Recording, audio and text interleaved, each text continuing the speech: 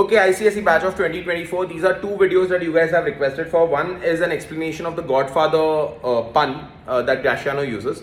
Well, what happens is when you convert to Christianity, you are given two godparents, Godfather, Godmother, but the textbook, like for the sake of the play, Shakespeare calls it Godfather. So Graciano tells Shylock that now that you are converted to Christianity, or you will be converting to Christianity, you will be given two godfathers. If I were the judge, I wouldn't give you two godfathers, I'd give you 10 more. So 10 more is 2 plus 10, that becomes 12. Now he's no longer talking about the Christian wala godfathers, he's talking about a panel of 12 people, which is called a jury, which happens in Western courts even today, who would decide whether a man should be convicted or should be set free. And he says that now I'll give you 10 more godfathers. So a panel of 12 jury members was nicknamed as godfathers. The reason being they control a person's destiny in their hands. And godfather is that mafia person, who handles everything, who has that. So that's another meaning of godfather, like someone who's got control of your life.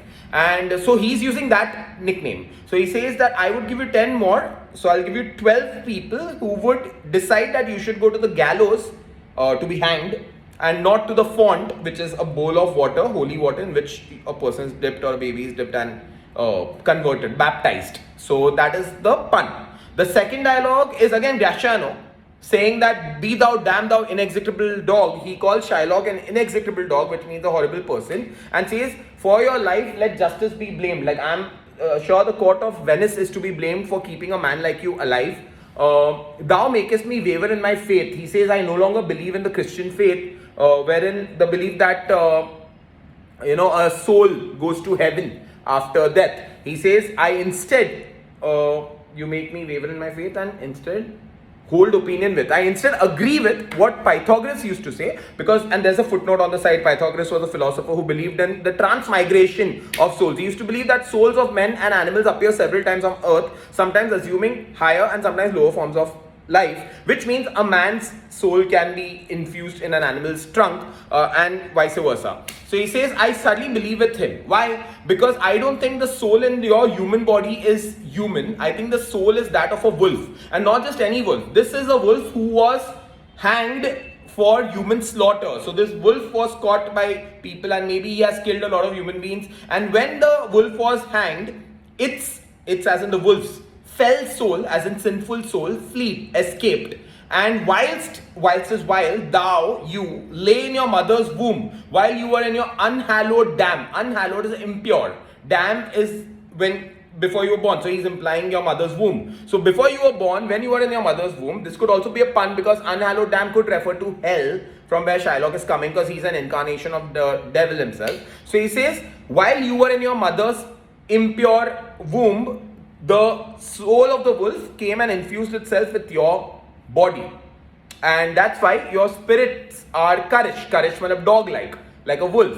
It's bloody, it's ravenous, and it's thirsty. Starved, bloody, and ravenous. Malab, you're starved, you're hungry for revenge. Ravenous is murderous, and bloody is thirsty for blood. Those are two dialogues, and the last one is Patriot.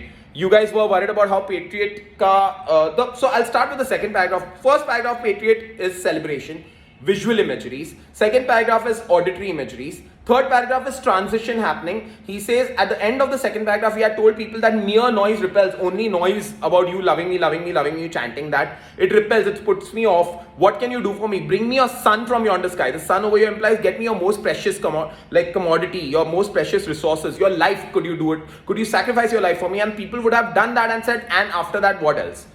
But alack, the word alack is alas.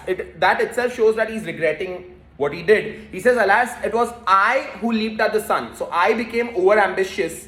How? By assuming that people will never hate me. So I became over ambitious. I leaped at the sun. That's an allusion to Icarus. The story of Icarus is not important right now. The allusion, the name Icarus is important. So I leaped at the sun and gave it my loving friends to keep. I dedicated my entire life for my loving friends. So I gave up my glory, my fame. That's where the sun represents glory and fame. I gave it my all for my countrymen, for my loved ones.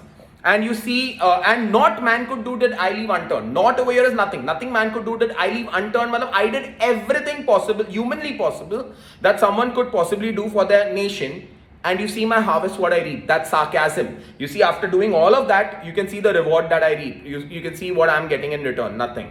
And then he ends it with that line. He ends the line with, this very day, now that a year has run. That line is significant because it shows you that time has passed and 1 year is over. The next paragraph obviously is him being led to the shambles gate and scaffold's foot, and that line also is, there's no one at the windows now, because except for a policy few, or the housetops now, except for a policy few at the windows, because they can't move because they're handicapped. And while the others have all, he's saying, I think everyone's gathered at Shambles Gate because they're too excited to see me die, be executed, and or better yet, for the best of view, matlab the best view available to watch me die is available at Shambles Gate, or better yet at scaffold's foot. Now scaffold's foot is basically the foot of the gallows from where he'll be hanged, the platform. So assume that Shambles Gate is like a stadium where a concert is being held, and scaffold's foot is the stage. So you've got like front row tickets. So people are so excited to watch me die that they might have gathered at the Shambles Gate, the slaughterhouse, the place where he's executed, or better yet, people have gathered at the foot of the platform from where I'll be hanged. I think.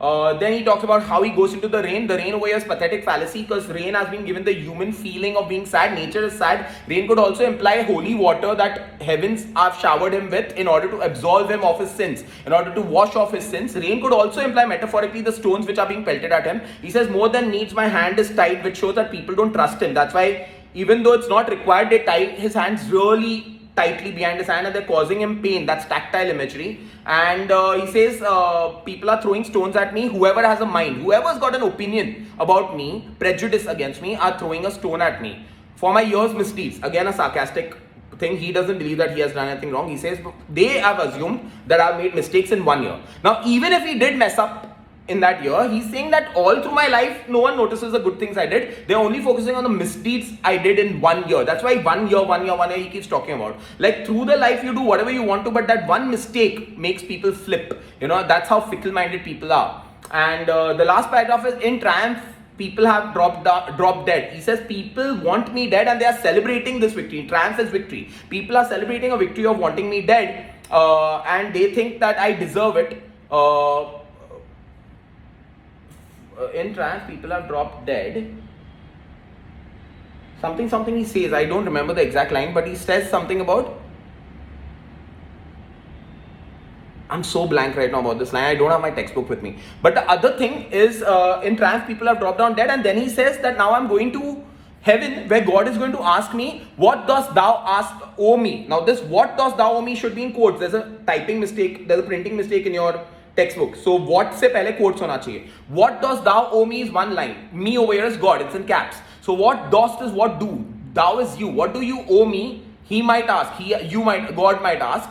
And I will reply, nothing. I owe you nothing. It's your chance now to reward me by keeping me safe. So because of the injustice meted out against me on earth, now it's your turn to make sure that you keep me safe in heaven. Which is why the poem ends on an optimistic note, because he believes that God will make it all right for him. Whatever injustice he felt on earth will now be turned into safety for him, where God will keep him safe in his kingdom. In God's kingdom, he's going to be safe.